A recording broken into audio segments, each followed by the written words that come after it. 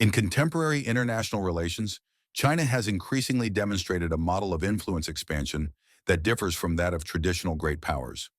Rather than engaging in direct confrontation, provoking crises, or conducting overt military interventions, Beijing often opts for an indirect approach, waiting for countries to fall into states of weakness due to internal instability, international sanctions, or diplomatic isolation, and then gradually expanding its influence through economic, financial, and diplomatic means.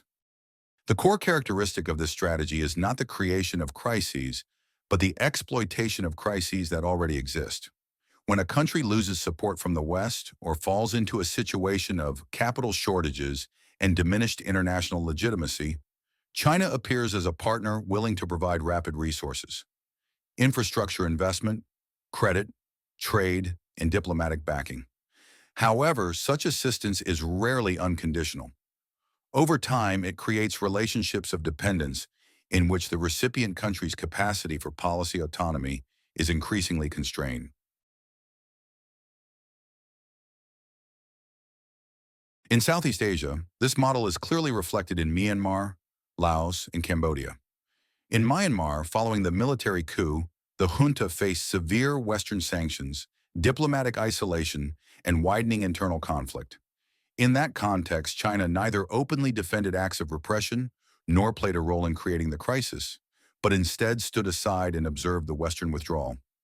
When Myanmar found itself with few remaining options, Beijing became one of the last major gateways for trade, capital, and diplomacy.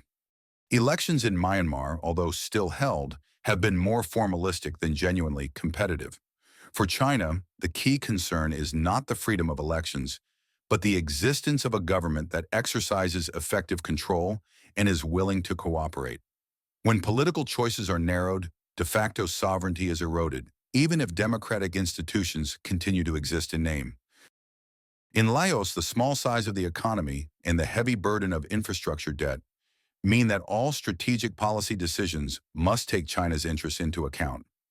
Without the need for direct intervention in domestic politics, the mere lack of alternatives is sufficient to shape national policy orientation. Cambodia presents a similar pattern. When relations with the West deteriorated over democratic issues, China filled the gap with aid, investment, and diplomatic protection, thereby steadily expanding its political and security influence. North Korea represents a special case. China does not want Pyongyang to collapse due to the risk of chaos, but it also does not want the country to become too strong or too independent. As a result, Beijing maintains North Korea in a state of sufficient survival but insufficient autonomy, flexibly adjusting economic and diplomatic pressure to serve regional strategic balance.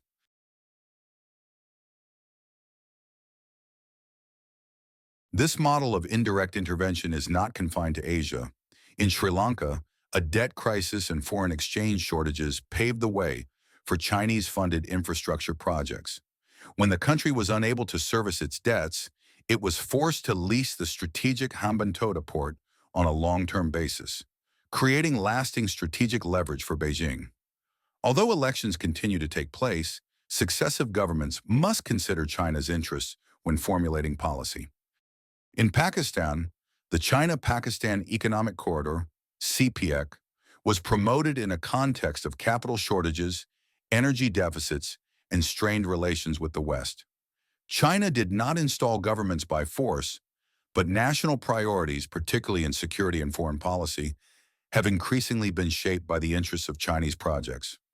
In Pacific Island states such as Solomon Islands, and in Africa, in cases such as Zambia and Ethiopia, China has exploited political instability and economic hardship to expand influence through fast capital with minimal political conditions. The result is that elected governments remain in place, but their policy independence is significantly reduced. Even major countries such as Iran and Russia, under Western sanctions, have increasingly fallen into tighter binding relationships with China, demonstrating that this strategy can be applied at multiple levels. Myanmar holds a particularly important position in China's long-term strategy.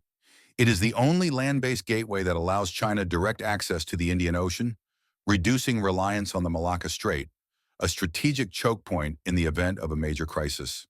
Energy pipelines, roads, railways, and ports in Myanmar are not merely economic projects, but function as a security valve for China's energy flows. In addition, Myanmar serves as a geopolitical buffer between China and India and the broader Indian Ocean region.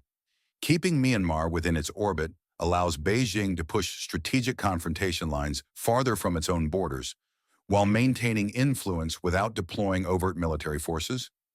A weak but dependent Myanmar is considered more strategically valuable than a stable and independent one. Facing the risk of China monopolizing influence in Myanmar, the United States has recently shown signs of adjusting its approach.